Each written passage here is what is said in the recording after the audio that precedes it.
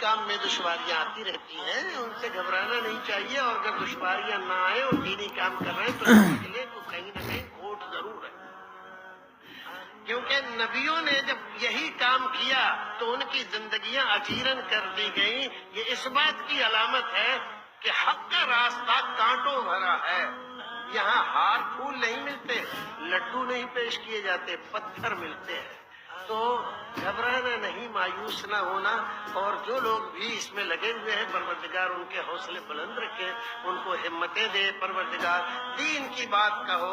اور دین کے ساتھ وابستہ رہو، علماء کے ساتھ وابستہ رہو، سازشوں، شرارتوں، بدماشیوں، افتراء، بہتان، ان تمام سے پرہیز کرو کہ یہ ہدایت کے خلاف ہے، اور ہدایت سے محروم ہو گئے تو اللہ رب العزت کا غضب ٹوٹ سکتا ہے کسی بھی وقت۔ پروردگار ہمیں اور آپ کو نیک عمل کرنے